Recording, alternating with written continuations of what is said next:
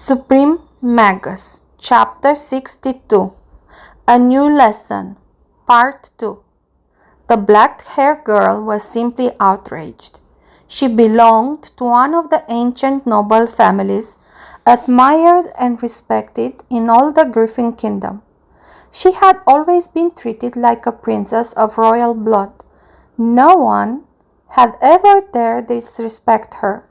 Now, not only she had to endure all those harsh words, but also had no way to bite back Professor Vester.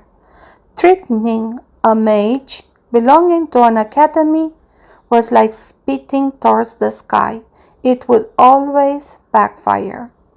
All he had to do was give her a bad evaluation to put an end to her career as a healer. Having 5 siblings and being at the bottom of the line succession, magic was her only redeeming feature. She could only swallow her pride and answer. The lower tiers of light magic have 2 insurmountable limits.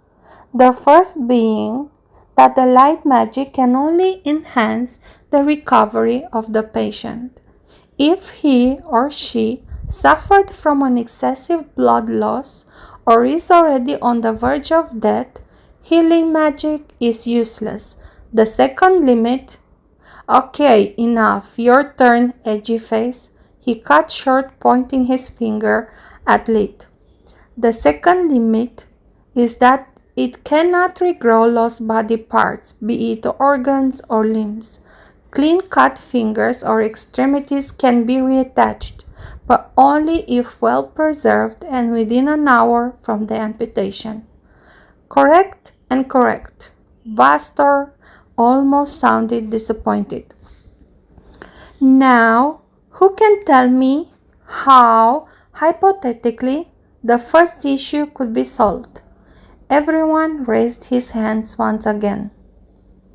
You, with the pauper face, he said to a petite girl with long brown hair sitting a few desks away from Lit.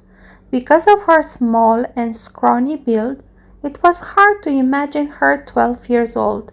She looked barely a day past 8. Clearly, she had suffered from malnutrition for a long time. Lit's sixth sense told him that the academy uniform was probably the first pretty clothes she had ever had. With all the stress from her first day of the academy, the treats and the insults from Professor Vester had been the last straw for her. When she tried to answer, only hiccups come out. She was fighting back her tears. What a callous man, Lee thought. His hand instinctively played with the ballot, but he didn't activate it. It was her problem, not his. She had done nothing for him when he had been bullied twice that morning. That made him eager to return the favor. His movements, though, didn't escape Professor Vaster's eyes. I had almost forgot about the bum with the ballot. If that thing is recording and he bothers reporting me to the headmasters, I will be in trouble.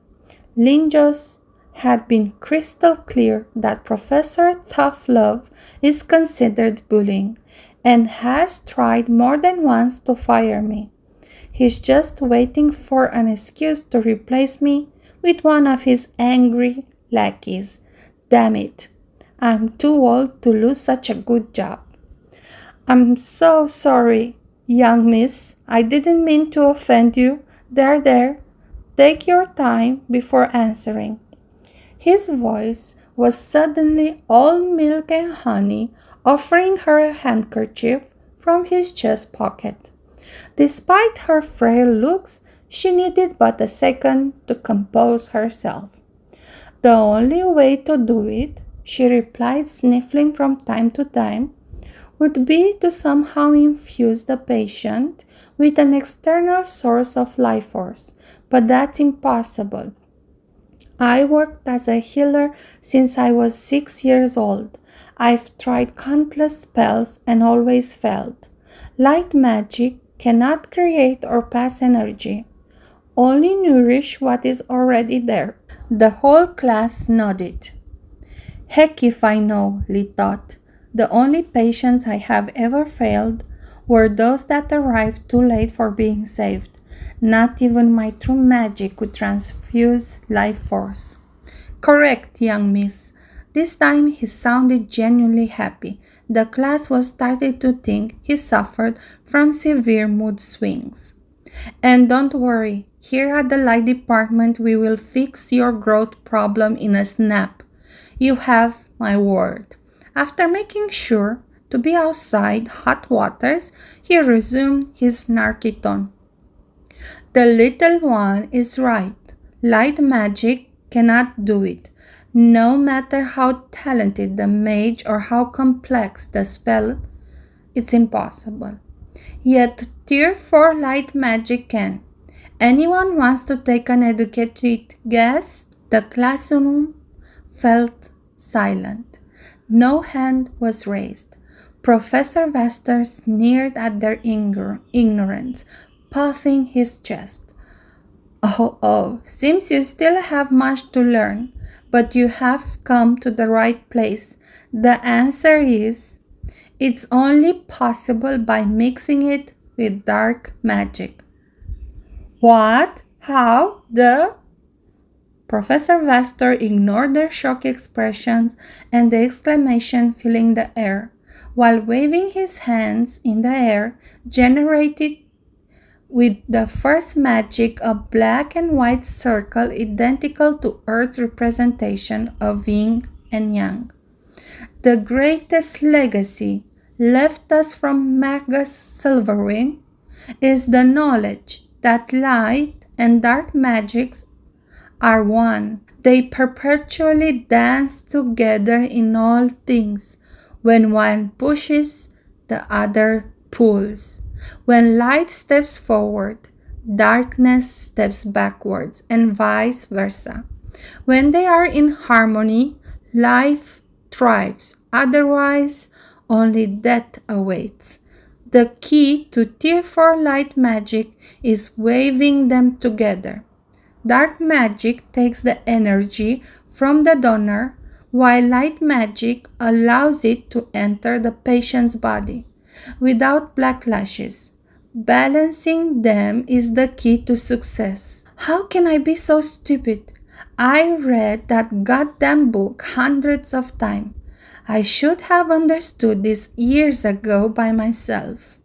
I wish I was more talented in magic, or at least smarter. Hey, that's offensive, Solus rebuked. I'm way smarter than you, and I have failed nonetheless.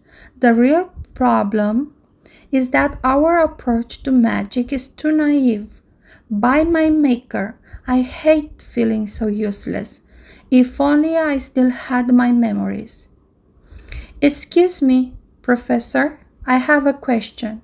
Snobface awoke them from their self-pity moment.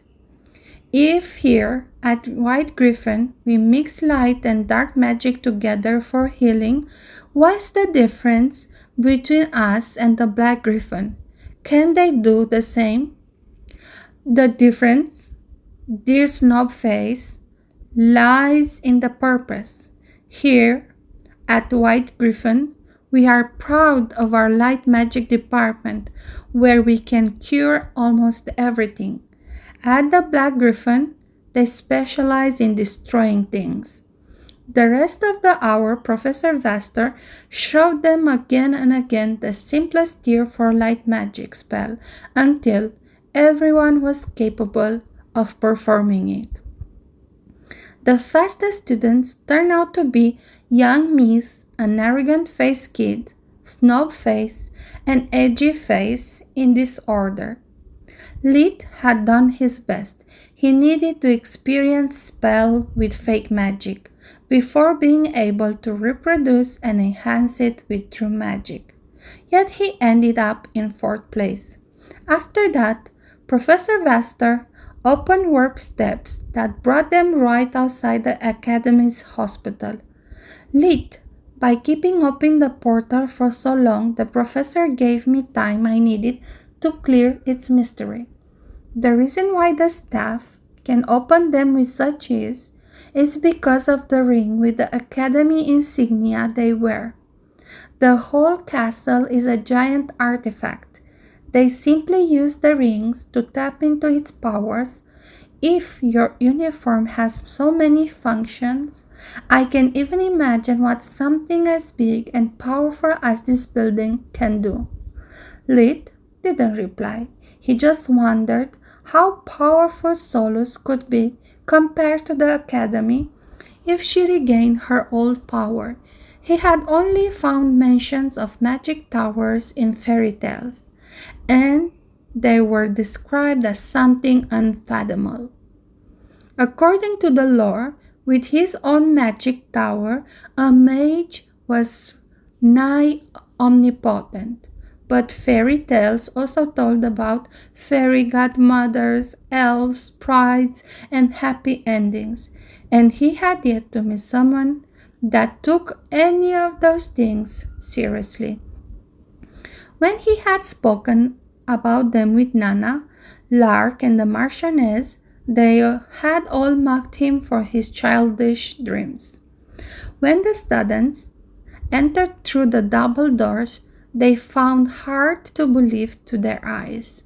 The Academy hospital ward would put any Earth's hospital to shame. The floors were able to self-clean. The beds would move and massage the patients' bodies to avoid bed sores, constantly keeping in check their vitals. The air was fresh and clean, free of the smell of disinfectants that usually plague those places. Everything looked more like out of a celebrity resort rather than a place where people went to die. "What a marvel of magic," said the arrogant-faced boy from before, a 15-year-old, 1 meter and 65 centimeters high with red hair. "But I suppose it was to be expected since you were the one designing the whole thing, Professor Vaster." "Uriel, my boy," Professor Vaster finally recognized him. "Long time no see. How is your old man, dearest? Being an archmage is a big burden. You must be ready to step in and help him as soon as possible." "My dad is doing fine, thank you. I'll send him your regards.